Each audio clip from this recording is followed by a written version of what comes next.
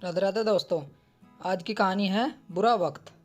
सुधा जी बहुत इज्जतदार और सरल स्वभाव की औरत थी। गांव में अपने मकान में वह अकेली रहती थी। उनके बेटे बहू शहर में जाकर बस चुके थे, लेकिन उनका गांव को छोड़ने का मन नहीं होता था, इसलिए वह वहां अकेली रहती थी। पति की मौत के बाद सबने उन्हें समझाया कि बेटे बहू के साथ शहर जाकर रहे, लेकिन उन्होंने किसी की एक न मानी। गांव में इतने साल रहने के बाद एक अजीब सा रिश्ता बन गया था उस गांव से। गांव में रोज़ वह मंदिर जाती।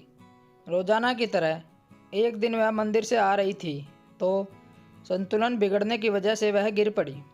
गांव वालों ने उन्हें उठाया, पानी पिलाया और समझाया कि अब इस उम्र में आकर अकेले रहना ठीक नहीं। सुधा जी के 2 बेटे थे और दोनों शहर में बसे हुए थे। उस रात सुधा जी पूरी रात करवट बदलती रही। उन्हें भी अब गांव वालों की बात समझ आ गई थी। उन्होंने परिस्थिति को देखते हुए यह फैसला लिया कि वह शहर चली जाएगी और अपने बेटे बहू के साथ रहेगी। उन्होंने बच्चों को फ़ोन करने का मन बना ही लिया।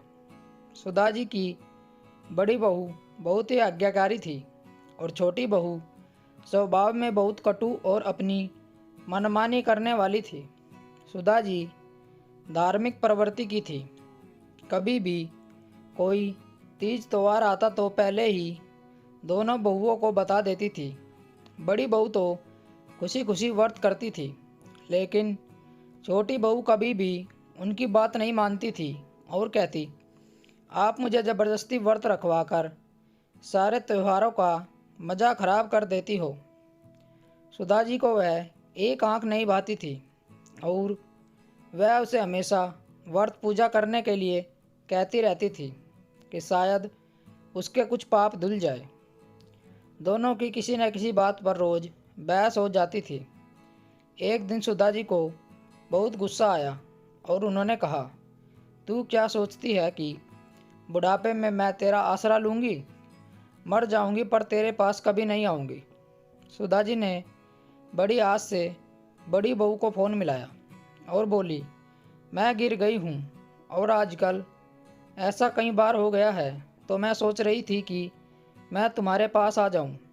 तो बड़ी बहू ने कहा, अभी नवरात्रे चल रहे हैं माँ जी, और मैं नवरात्रों में नंगे पाँव रहती हूँ और किसी का छुआ नहीं खाती, तो अभी नहीं। जब बड़ी बहू ने ऐसा जवाब दे दिया तो छोटी बहू से क्या उम्मीद लगानी, तो वो पहले से ही कटु स्वभाव की है। ऐसा सोचकर सुधा जी अपने आने वाले जीवन की कल्पना कर रही थी। तभी अचानक से फ़ोन की घंटी बजी। फ़ोन उठाते ही सुधा जी समझ गई थी कि छोटी बहू है। छोटी बहू ने फ़ोन उठाते ही बोलना शुरू कर दिया, गिर गए ना? आपने तो बताया नहीं, लेकिन मैंने भी जासूस छोड़ रखे हैं। आज आपके बेटे को भेज रही हूँ लेने के लिए। आ जाना, ज़्यादा नखरे मत दिखाना। सुधा जी छोटी बहू की बातें सुनकर हैरान थी और बोली, क्या तुझे मेरी कई बातें याद नहीं हैं? तू भूल गई? मैंने तुझे कहा था मर जाऊँगी, तेरे पास नहीं आऊँगी। हाँ हाँ, सब याद है, भूलूँगी नहीं आपकी कही वो बातें। लेकिन आप मुझे नहीं जानती। मैंने भी तभी यह प्रण लिया था कि इस बुढ़िया को मरने नहीं देना है, और आज से मेरा प्रण शुरू होता है।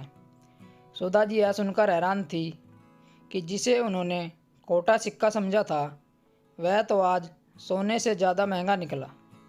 उनकी आंखों में खुशी के आंसू थे।